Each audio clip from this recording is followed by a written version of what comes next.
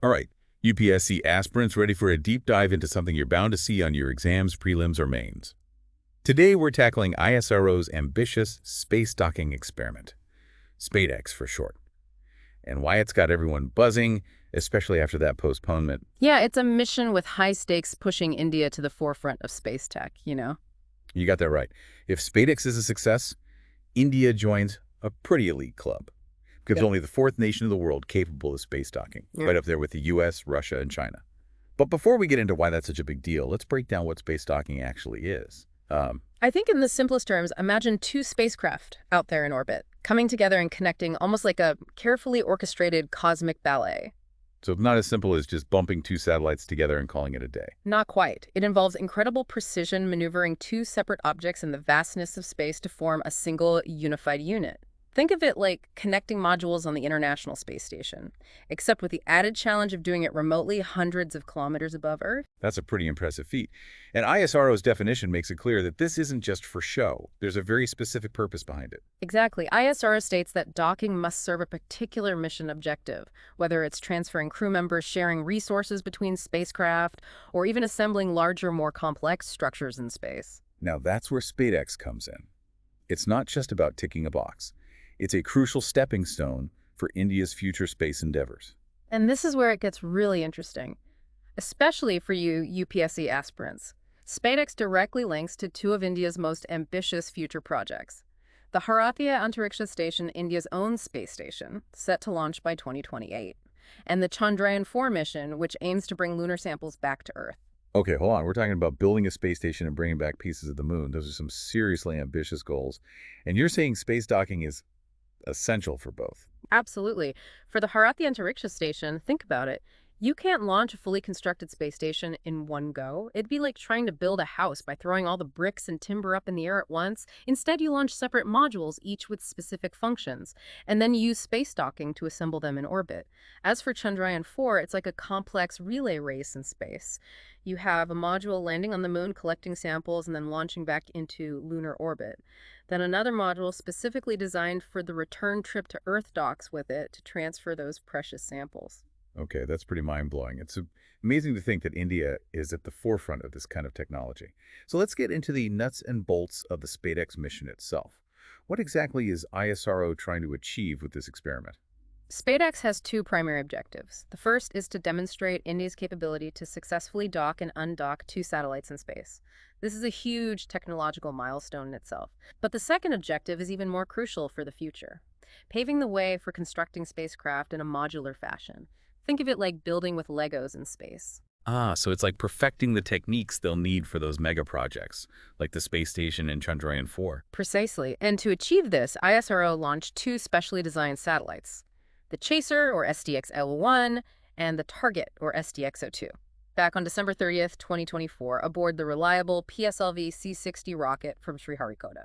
And how does this elaborate space dance actually work?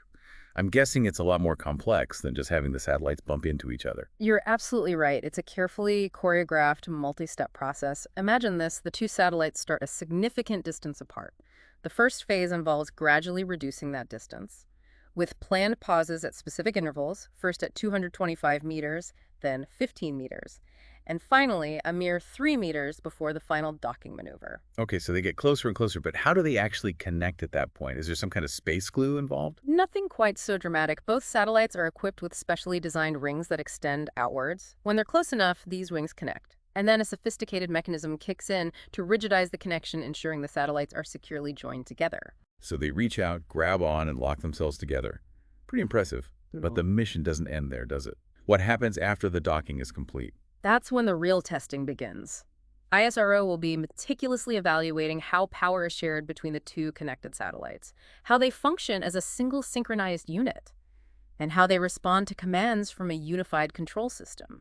It's like making sure they can work seamlessly as a team, not just two pieces of metal stuck together, right? Exactly. It's about proving they can operate as a single integrated unit, paving the way for even more complex spacecraft assemblies in the future. This is all incredibly fascinating. But we can't ignore the recent news about the SpaDex postponement. There's been a lot of talk about an unexpected satellite drift. What exactly happened? You're referring to the drift that occurred during a maneuver intended to bring the two satellites closer together, from 500 meters to 225 meters apart. Right. And I understand this happened during a non-visibility period, which made things even trickier. What does that mean exactly? It means the satellites were temporarily out of tracking range, so ISRO couldn't monitor their positions in real time. The drift only became apparent once the satellites came back into tracking range. So they couldn't see it happening as it was unfolding. That must have been nerve-wracking. It certainly adds a layer of complexity to an already challenging mission. So this wasn't just like a minor hiccup. This drift led to the entire mission being postponed. What's the situation now? Well, fortunately, ISRO has confirmed that both satellites are safe and sound, but this unexpected drift did throw a wrench in the works, force them to reevaluate and make adjustments.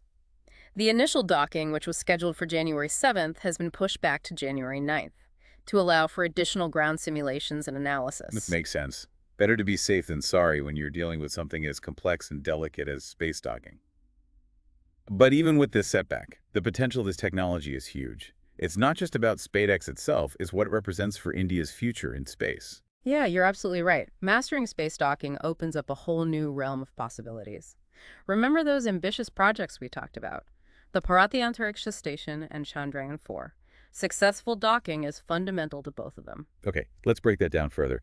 For BA India's own space station, what role will docking play in its construction? Well, it's absolutely crucial. Imagine trying to build a massive structure like a space station hundreds of kilometers above Earth. You can't just launch the entire thing in one go. It's simply not feasible with current launch capabilities. So modular assembly is the key here. Exactly. You launch individual modules, each with its specific function: living quarters, laboratories, power systems, and so on.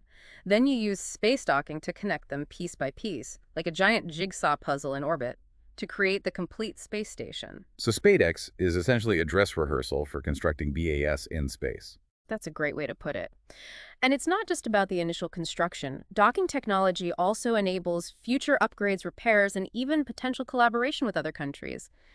Imagine being able to swap out old modules for new ones, expand the station's capabilities, or even dock with spacecraft from other space agencies, fostering international partnerships. So this technology could have significant implications for international cooperation in space as well. Absolutely. It opens up avenues for joint missions, shared resources, and collaborative scientific research on a global scale. Think of it as building bridges not just in space, but between nations as well. That's pretty remarkable. Yeah. Now, how does this all connect to Chandrayaan-4 and India's mission to bring back lunar samples? Well, Chandrayaan-4 presents a unique set of challenges, and docking plays a critical role in overcoming them.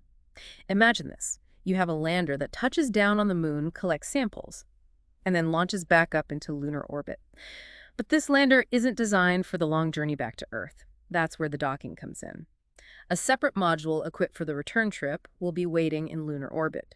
The lander, carrying the lunar samples, will then dock with this return module, transferring its precious cargo, like a carefully orchestrated cosmic baton pass. Okay, so it's like a lunar relay race in space. A very precise one. Once the samples are safely transferred, the return module will head back to Earth, while the original lander can remain in lunar orbit, or potentially even land back on the moon for further exploration. This kind of complex maneuver simply wouldn't be possible without mastering the art of space docking. It's truly amazing to see how far India's space program has come, and the incredible things they're achieving. It's clear that SpaDex is much more than just a technological demonstration. It's a symbol of India's growing ambitions and capabilities in space. And for you, UPSC aspirants listening, this is precisely the kind of nuanced understanding you need to showcase in your exams. It's not just about knowing the facts and figures. It's about connecting those facts to their broader implications, analyzing the strategic significance of missions like SpaDex, and understanding how they fit into India's overall vision for its future in space. You're absolutely right. This is where those crucial marks for analysis and insight come in. But for now, let's zoom out a bit. India isn't the only nation with its sights set on space docking. What's the global landscape looking like in this area? Well, it's a rapidly evolving field, with several countries recognizing the strategic importance of space docking technology. As we mentioned earlier, the US, Russia, and China have already demonstrated this capability, having used it extensively for building and maintaining their own space stations, conducting complex missions, and fostering international collaboration. So India is joining a pretty elite club here. What are some of the other countries working on this technology? Well, the European Space Agency, or ESA, has been actively developing its own docking systems, primarily for servicing satellites and potentially contributing to future international space station projects.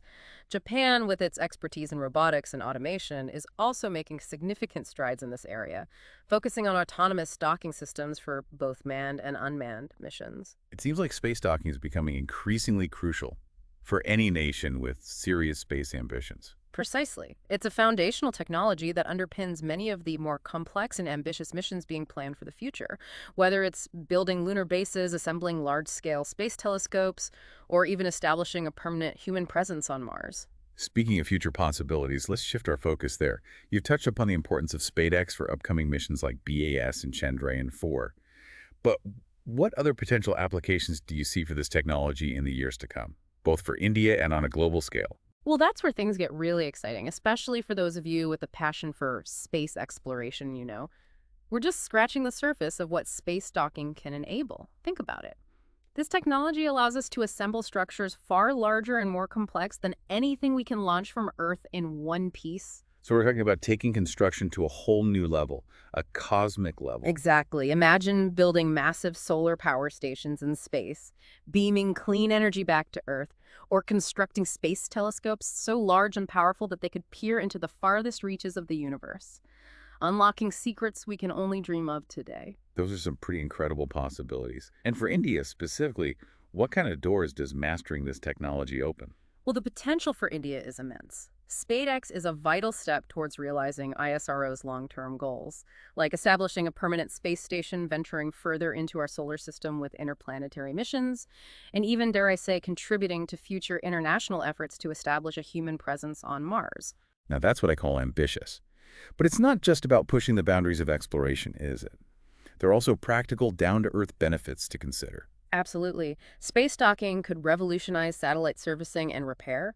Instead of letting valuable satellites become space debris once they malfunction, imagine sending robotic servicing spacecraft to dock with them, perform repairs, and extend their operational life.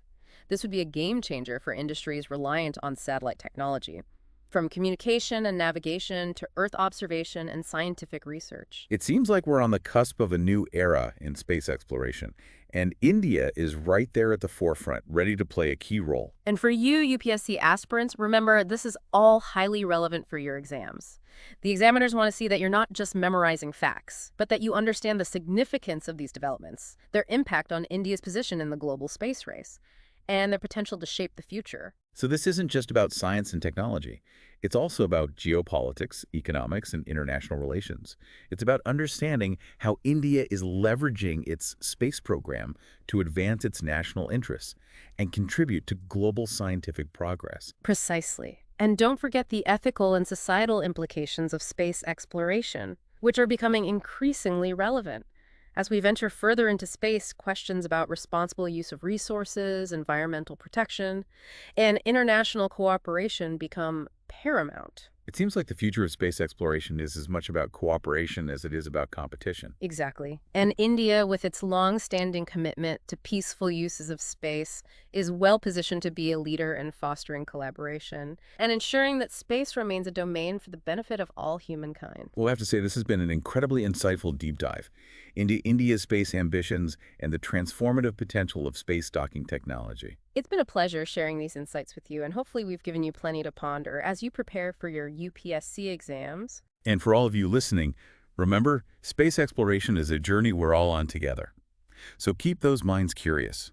Keep looking up at the stars. And who knows, maybe one of you will be leading India's next giant leap into the cosmos. And when you do, we hope you'll come back on the deep dive and share your story with us. That's right. In the meantime, if you enjoyed this deep dive into the world of space docking and India's ambitious space program, don't forget to hit that subscribe button and give us a like. It really helps us reach more curious minds like yours. Until next time, keep exploring and keep reaching for the stars.